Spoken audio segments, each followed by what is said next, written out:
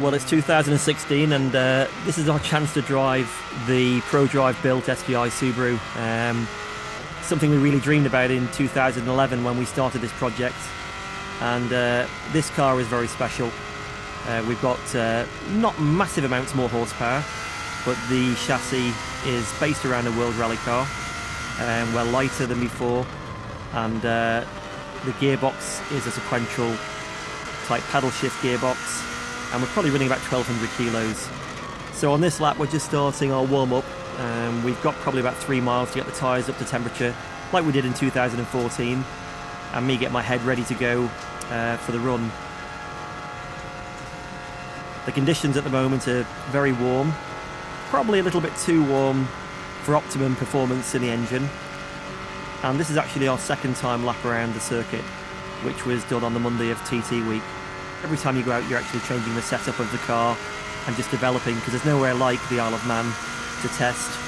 And you can test on an airfield or a racetrack as much as you want, but there's nothing actually like the TT course.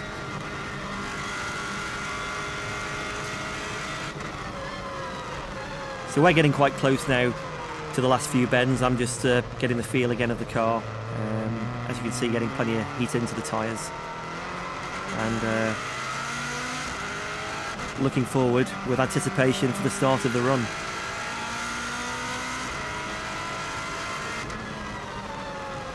This part of the circuit is very slow now.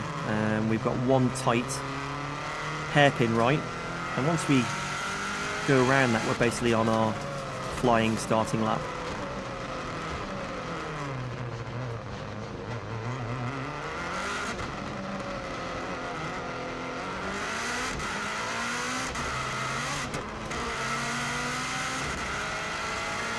So here we go, we're now accelerating for the flying start, and we're just about to go across the start line now.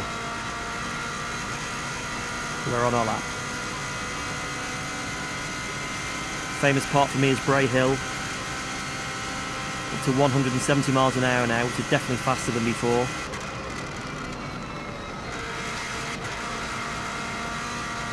And again, building confidence through that, and that dip on the side does move the car around quite a bit, so we can't take that flat yet.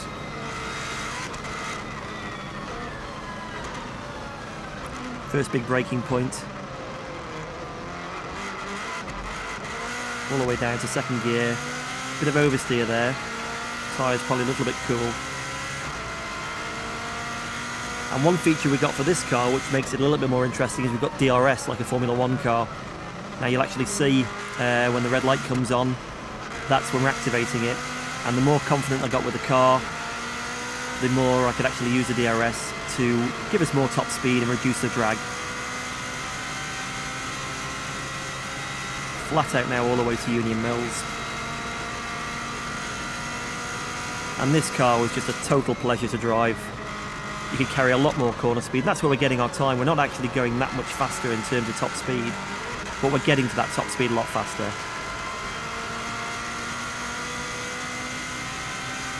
Lovely section through there, little bump on the inside. And now it gets really fast all the way to Greba.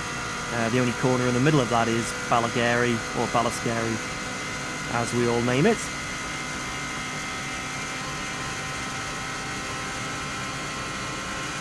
So again, getting up to 170 quite quickly. Little lift here and then tip it in. And because the car is so much faster everywhere, I can actually build up every lap I get out, and I was hoping for another lap. And there's a few places where we could have edged a little bit more time, just with confidence in the car. You've got two chances of a TT course. If you take it flat and it's not, you're in a lot of trouble. So you've actually got to build up to see what the car or the bike will actually do on those corners. And that just comes with time and experience. Flat out now, we've got a little jump. And we've got to be careful because at 170 miles an hour, that car potentially could fly. So we're unsure what it's going to do over the jumps. So you've got to be a little bit wary when you're getting up to those speeds. Greba Castle down just one gear. Trying to get on the power, committed and nice and early. And the way this car changes direction is really, really great. The car sort of feels like part of me. You think it round the corner rather than actually steering it round the corner. And as you can hear, you can get a commit on the power quite quickly. We're very fast now, all the way to our next point, which is Balacrane.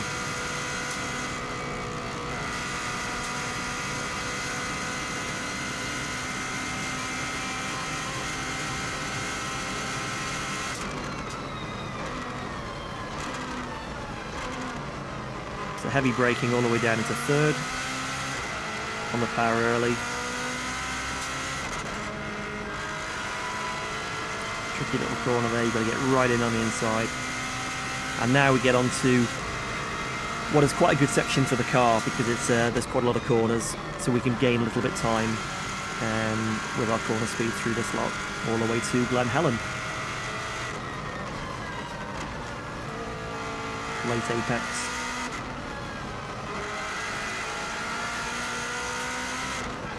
And one thing I've struggled with a little bit in 2014 was the gap between Gear 5 and Gear 6.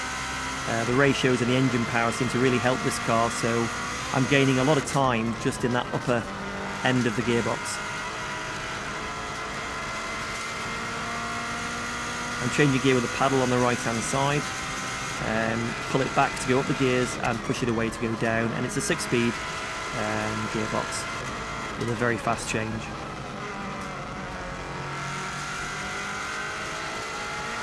Coming up to Sarah's cottage, a very big climb, you can't really see it on the TV. Difficult corner that, and now we start building power all the way up the hill again to get onto the next section. Helicopter always comes into sight here, you can see that above.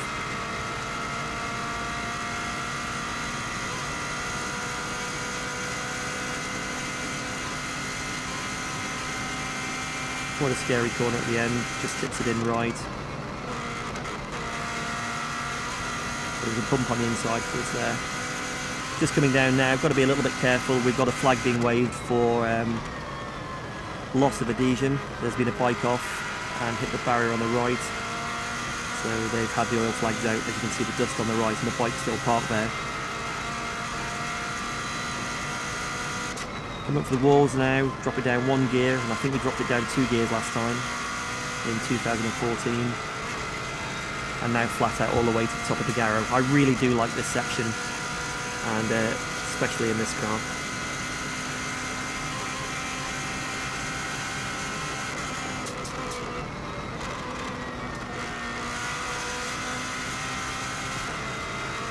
Curb kits out, and then you've got the compression at the bottom of the Garrow, and you get a real good thump going through here. I think the camera even moved at that point.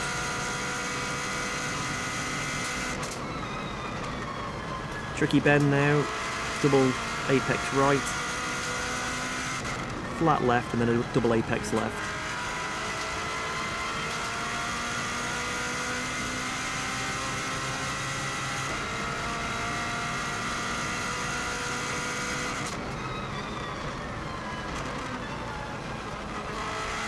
Now coming into Kurt Michael, always great through here, and using the yellow lines, you can see the impression of speed you get with the proximity of the houses is really impressive. So I'm moving around quite a bit there. Look how close the people are on the left. Got to get the car straight just before it goes over the jump. And now really fast all the way down to the famous jump at Ballath.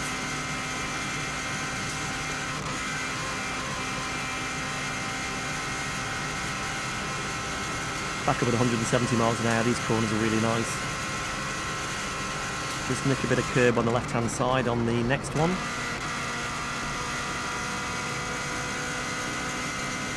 As you can hear from this car, it does sound amazing, and it's also revving quite a lot higher than the previous car. We're up to about 8,500 RPM, which is quite a lot for a turbo engine.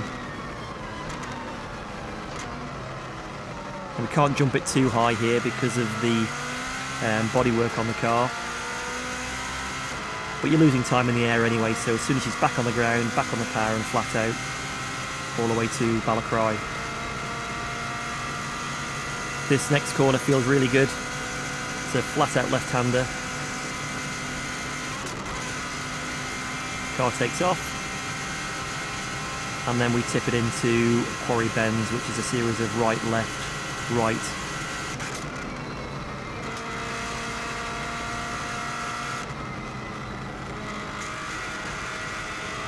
Car pulling quite good G there. Nice change of direction, and that's something this car does so much better than the production-based car as well.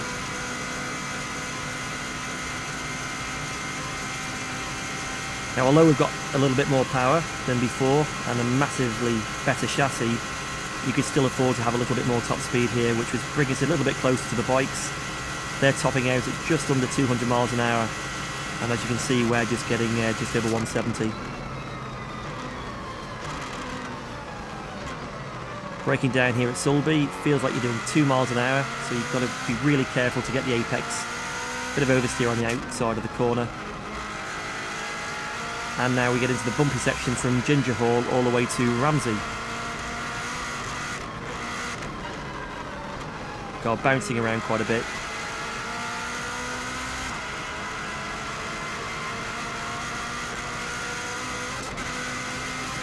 Bit of a kick on the bump there, that was quite nasty, and for the bikes they must have a hell of a hard time hanging on all the way through here.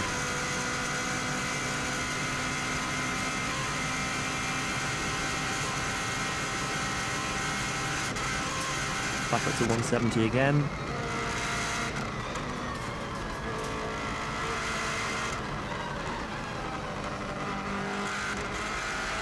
Chuck her into the left, bang on the power early.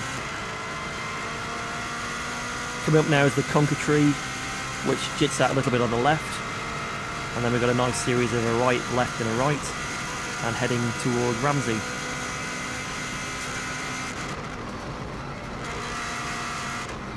Car moving around a little bit there. Still good corner speed. This next corner is great, small jump, and then flat out straight into the next right-hander.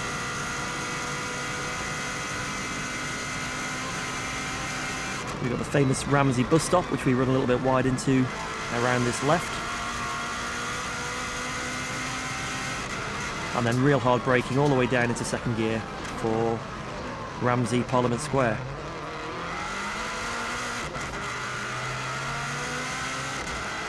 A little bit of oversteer, but not too much.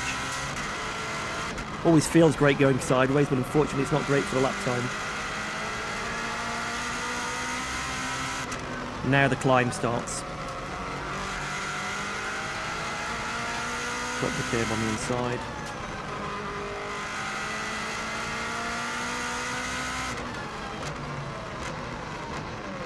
And now into first gear around the Ramsey hairpin. Now the heat had just started to give us a little bit of understeer with the car. On our very first run we had an oversteer balance, we changed it for this lap and probably went a little bit too much the other way. So there was a little bit more time to come from the balance.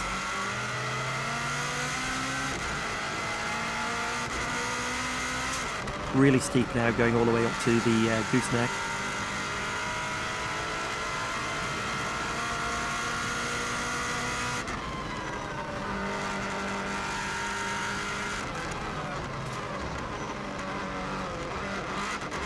Big bit of understeer there, pushed to the outside, and had to come out of the gas quite early.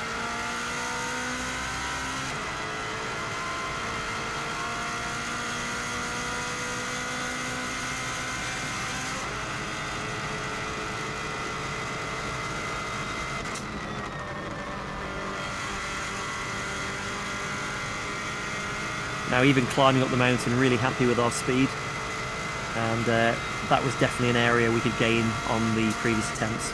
You can see how much quicker this car accelerates from the 120 right the way through to 170.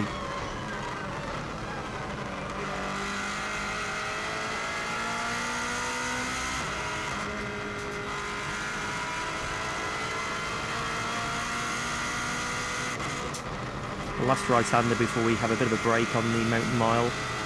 Always see the helicopter at this point, you can see it on there on the right. And the nature of the course, as you can see all the way around, is rights and lefts, and then there's probably about 5 big right-handers that link it to make it a lap. So the tyres aren't really getting mega warm, there's no big loads, and it's always very, very high-speed corners. A lot of people comment that a bike is always not quite as fast as a car around a race circuit, but the Isle of Man is different to most race circuits because of the speed and the lack of tight corners. That's the top of the mountain mile. Big long left, right, left.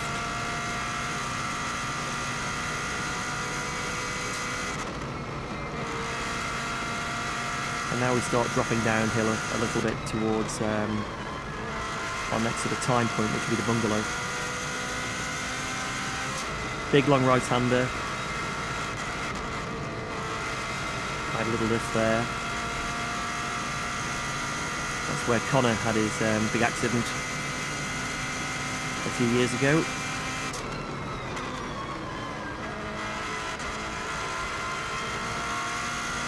You can see the windscreen is starting to get quite covered with flies. Wasn't too bad at this time of day, but I didn't want to risk trying the wipers because it could actually make it worse, so you're better just to get on with it and ignore it.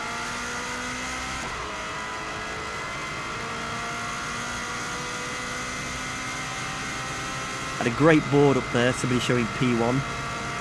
We were the only car on the circuit, so I thought that was quite funny.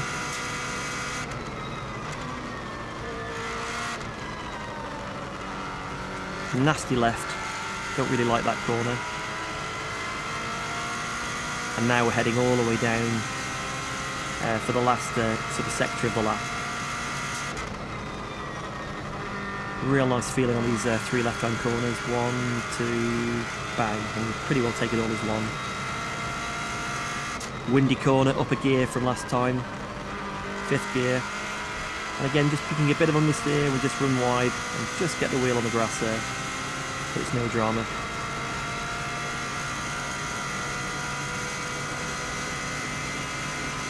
Very difficult to get the car pulled across to the right-hand side before the next left, because you're travelling so fast. That's 170, and you definitely don't want to get that one wrong.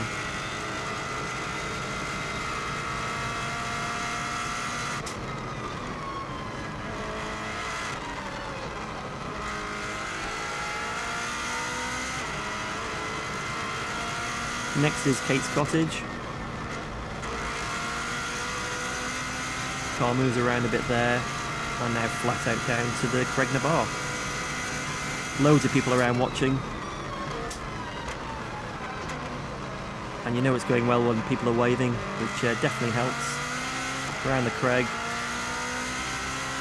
and now really fast down to Brandish, which is the big long left-hander.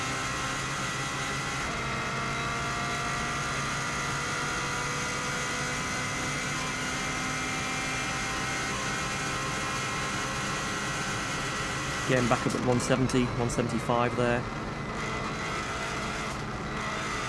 I still have put the wheel on the grass, but I'm not sure if it's the best way. You might be better keeping it all on the tarmac.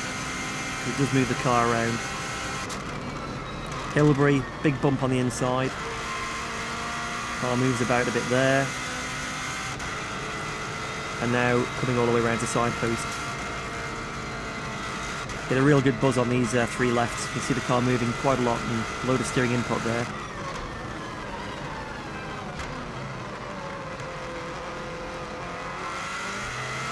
You can't mess up now. We've had quite a good lap. And I've got split times coming to me, and I know it's looking pretty good. And in all fairness, my last sector was probably my worst, so there was a bit more time to come out of that. Really hard to see the turn-in point. And we've got real tight right-hander, gives me a chance to give the handbrake a little pull.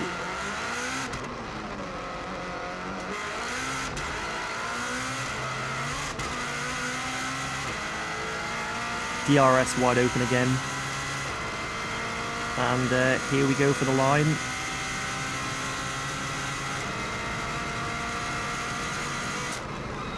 And there we have it, lap around in 2016 at an average speed of 128.7 miles an hour.